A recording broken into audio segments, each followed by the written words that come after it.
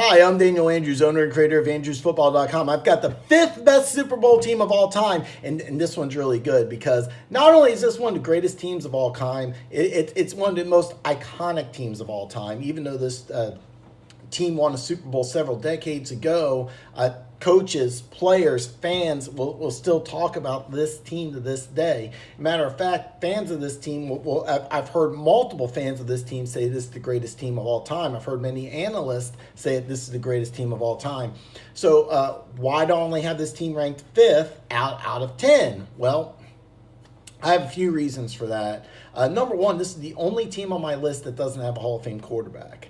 Now, this quarterback was a really good player. He was a Pro Bowl player this year. This was his only year that he went to the Pro Bowl, but I just did Tom Brady, who had 28 touchdowns and 2 interceptions.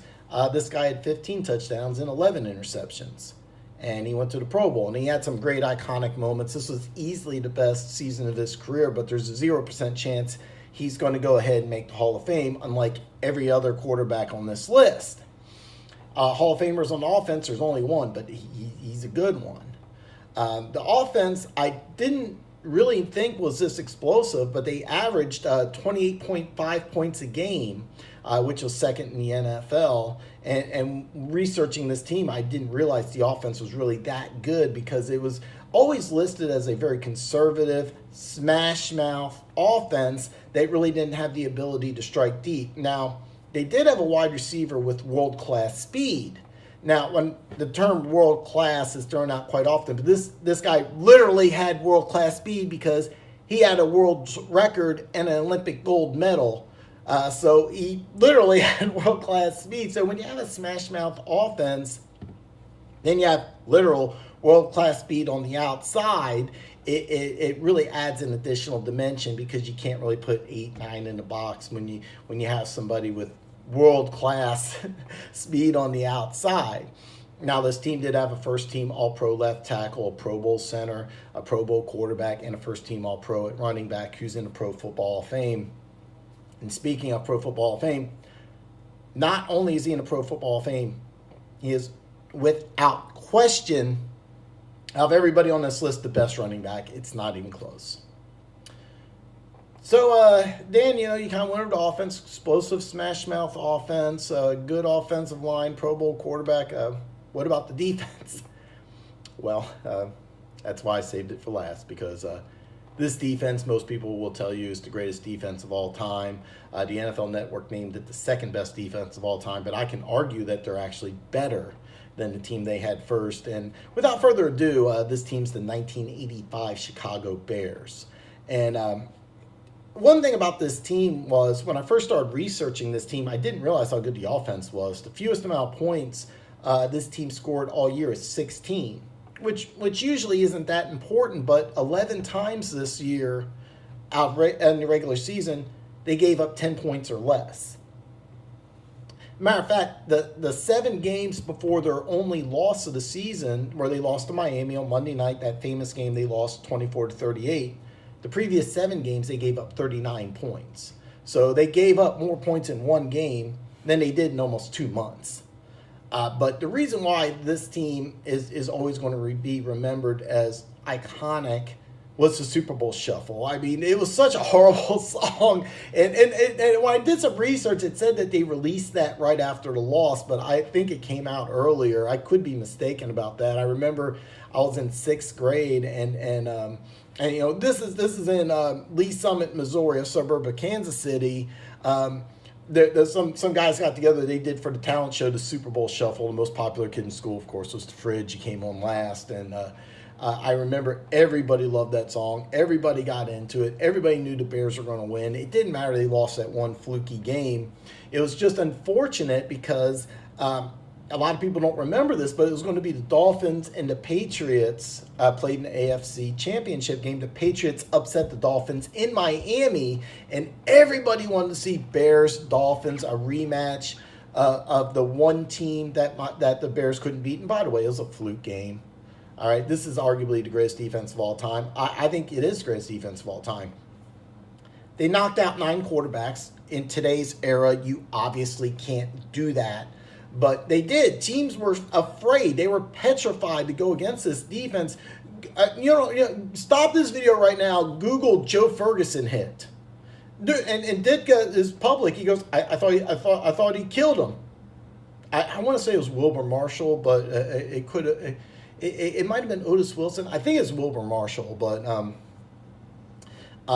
this teams were petrified of the '85 Bears. So you get into the playoffs, they shut out their first two opponents. By the way, the divisional round against the Giants, they won the Super Bowl next year, so that's not a slouch. Shut them out. Famously, it's listed as a 5-yard punt return for a touchdown, but Sean Landeta missed the ball. He tried punting out of his end zone, just whiffed, and the ball bounced, and they returned it for a touchdown. So it's not a defensive touchdown, special teams touchdown, but they scored defensive touchdowns in both the Super Bowl and the NFC Championship game, and they recorded safety in the Super Bowl. 3 games, the defense scores 2 touchdowns and a safety, and they give up 10 points. That will never happen again. 3 games, 2 playoff games in the Super Bowl, 3 playoff games total, the defense gives up 10 points and scores 2 touchdowns and a safety. So forget the extra points. Defense 14, opponents 10. That will never happen again. That's why I can argue that the Bears have the greatest defense of all time. The argument the NFL Network made that the Steel Curtain was higher is because they had more Hall of Famers. It lasted for a longer period of time. But for 1 year, was the 85 defense better than the 76 defense? I think so, because 76 defense gave up 24 points in a loss. The Bears gave up 10 points in 3 games and won all 3. Also, one other great thing about this team is I'm going to put down that Walter Payton was the cog of the offense. Now, some people are going to remember, hey, he broke Jim Brown's record in '84. He retired in '87, so he was a little long in the tooth. But in his 13-year career, this was the year he had 3rd most total yards. And 4.8 yards per carry was the 2nd highest of his career. So he was really, really good. He was first team All-Pro this year. He was a Pro Bowl in '86, of course, retired in '87. Stats weren't that good in '87, but he was still the best running back, or one of the best running backs in football. And that's important because when I rate these teams, would 5 beat 6? The Patriots match up really well with the 85 Dolphins, 2016 Patriots, because they would do the same thing that Dolphins did, 3-4 wide receivers. You wouldn't be able to blitz as much. They would take advantage of that. Bill Belichick would be able to out-coach Ditka. So it would be a classic matchup of brains versus brawn. Why do I think the 85 Bears would beat the 2016 Patriots? It's 2 words, Walter Payton. Because Walter Payton was still a first-team All-Pro. He was still going strong. His famous workouts, just watching Walter Payton running up hills will make you tired. He would be able to handle 30, 35, 40 touches. I actually think that what would happen is sometime in this game, they'd have Walter Payton run, and he did this oftentimes in his career. He'd go back, he'd throw to Willie Gault, score a touchdown, and I think they would end up winning the game, something like 21-19. I think he'd have 2 rushing touchdowns, 1 passing. But the reason why the Patriots wouldn't be able to beat the Bears is simply because of Walter Payton. Ditka would go in this game with Buddy Ryan and realize that, hey, we can't outsmart these guys, so let's just beat them up. And they would be able to do that. And even though Brady would be able to score some points, is he going to light up the 85 Bears defense? Absolutely not. This team was very smart.